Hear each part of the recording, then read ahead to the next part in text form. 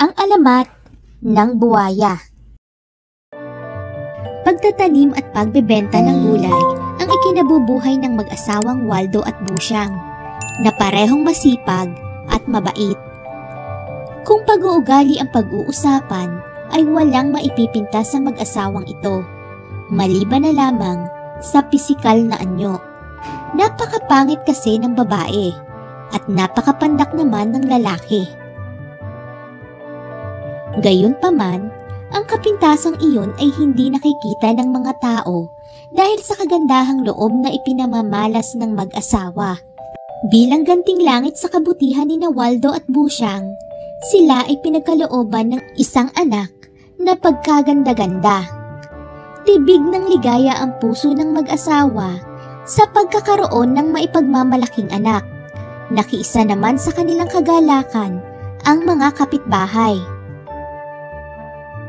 Marami ang nagpapasalamat dahil hindi naging kamukha ng sanggol ang kanyang ama at ina.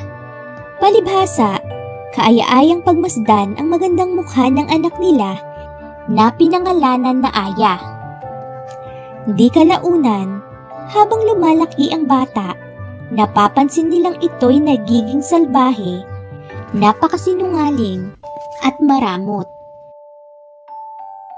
Dahil sa ugali ni Aya na hindi maganda, siya ngayon ay kinaiinisan ng mga taong dati ay sa kanya pumupuri. Sa pagdadalaga ni Aya ay lalo itong naging mapagmataas. Utos at bili ng mga magulang ay hindi nito pinakikinggan. Sa halip, kung ano ang ipinagbabawal at masama ay siya nitong ginagawa. Anak, iwasan mo si Don Segundo, baka ikay mapahamak. Pagpapaalala ng nangangambang ina. Che, anong pakialam nyo? Bakit? May bibigay ba ninyo ang may bibigay sa akin ni Don Segundo? Sagot ni Aya. Upang huwag nang lumaki ang gulo, ay tumahimik na lang si Busyang. Nagpatuloy naman sa pakikipagtagpo sa mayamang Don Segundo, ang ambisyosang anak. Hanggang isang araw, natuklasan nila na nagdadalang tao si Aya. Sa pagkakataong ito, ay nagawa pa ring magtimpi ng ama. Hindi sinumbatan ang dalagang nagkamali. Masakit para sa isang ina ang sinapit ng kanyang anak, ngunit masaya sa kaloobang tinanggap iyon ni Busyang. Baka sakaling magbago si Aya kung ito ay isa na ring ina. Datapwat mali sila ng akala sapagkat ang anak ay hindi nagbago. Nangyari pa, nagmistulang itong Reyna kung utusan ang ama at ina. Madalas ang anak pa ang nagagalit kapag ang pagkaing maibigan ay hindi agad maibigay.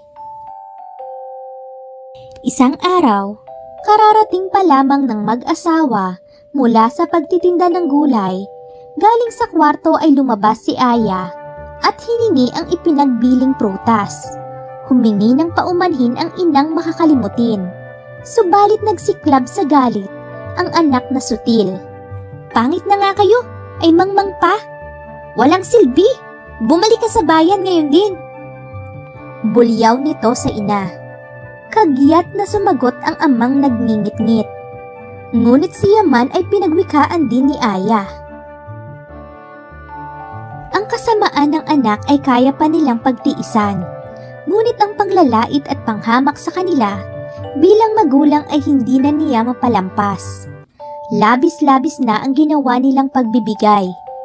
Hindi naman sila nagkulang ng pangaral at pagtuturo kay Aya, subalit bakit lumaki itong matigas ang ulo? Sa sama ng loob, ang irog na anak ay kanyang naitulak. Sa pagkakatumba ni Aya, nanlisik pa ang mga matang tumingin sa ama. Papatayin ko kayo! Pagbabanta nito habang tumatayo. Kung kasamaan pa rin ang nasa iyong pag-iisip, sana'y huwag ka nang makatayo. Ito ang nabigkas ni Waldo, mga katagang mula sa kanyang puso na punong-puno ng hinanakit. Dinig ng langit ang hiling ni Waldo, upang ang paghihirap nila ay mabigyan ng wakas.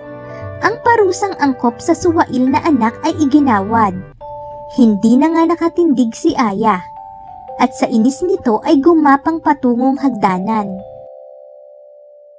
Lumayo kayo sa akin! Wala akong magulang tulad ninyo. Lalayas na ako sa bahay na ito. Tandaan ninyo, kapag nagkaroon ako ng pagkakataon, papatayin ko kayo.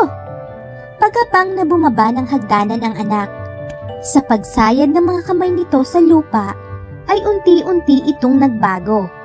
Nagkataon namang may mga nagdaraan at kitang-kita nila ang nagaganap sa nagdadalang taong si Aya. Parang itinulos sa pagkakatayo ang mag-asawa at di malaman ang gagawin. Diyos ko po, ano po itong nangyayari sa aming anak? Napasigaw ang mga nag-uusyoso. Dambuhalang bayawak! Subalit sa kabangisang ipinakita nito, nang sakmalin ang nakataling kambing, ay napagtanto nilang hindi bayawak, kundi mabangis na hayop. Sa takot mamatay, ay nagmadaling tumakas si Aya. Mula noon, buwaya na ang tawag dito.